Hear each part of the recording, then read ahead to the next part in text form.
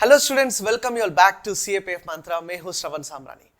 As many of you people know me as a CAPF mentor who has been guiding the CAPF aspirants since the past 8 years.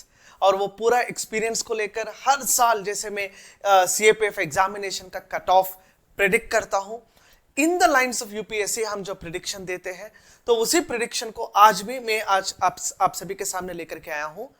Paper level कैसा था, paper one का level कैसा था, paper one का cut off कितना हो सकता है, ट्रेंड कैसे रहा इस एग्जामिनेशन का, वो पूरा बात हम आज इस वीडियो में समझते हैं. तो for all the regular updates please do join my Telegram channel CAPF Mantra.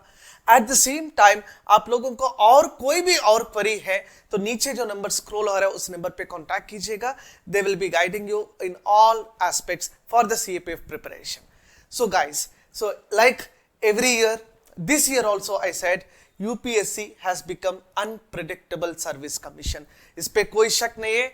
UPSC अपना एग्जामिनेशन का पैटर्न भी थोड़ा सा बदल गया है, मतलब क्वेश्चन पूछने का जो स्टाइल है वो भी बदल चुका है. उसी के साथ साथ इस साल यदि आप लोगों ने देखा जाए तो this year definitely the idea of asking the questions were slightly lengthy. Unpredictable मतलब इकोनॉमी का वेटेज बढ़ चुका है, and that economy related questions were also in the lines of CSE examination. Civil services का और CAPF का तैयारी अब कोई मतलब almost you will have to prepare in the lines of CSE examination. तो जरा हम इस आज का क्वेश्चन पेपर को जरा गौर से देखते हैं किस तरह से एनालिसिस है. ठीक है, साइंस, ठीक है, science in fact which includes your chemistry plus physics plus biology. ठीक है, chemistry, physics and biology पूरा 28 questions आए हैं. So it has been constant and yes, this is of medium level. तो मतलब हर साल जैसे सवाल पूछते हैं, ठीक है, like every year they will be asking questions from the science part. This year also the same number of questions are almost maintained in the science section altogether. Okay, तो उसी के साथ if you observe the polity section, so polity there are 12 questions. We can say slightly increased, but to some extent it is actually slightly increase हुआ है, लेकिन जितना पूछना है उतना तो पूछा नहीं इस बार. ठीक है, that is with respect to science, और इसका लेवल जो है अबव मीडियम है.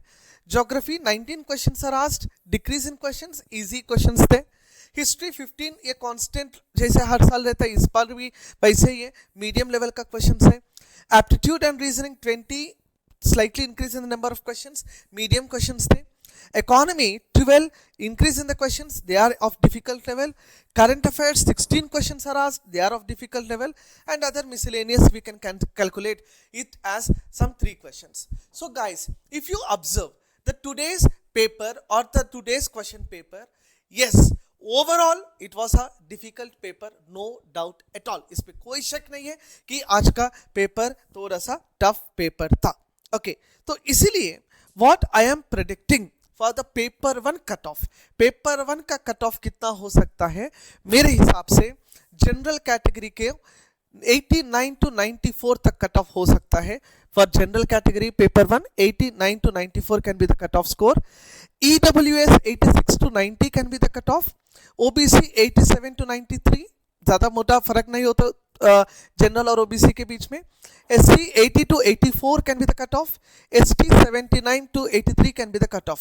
So what I am predicting is SC and ST 85 plus जिनका स्कोर है वो सेफ हो सकता है.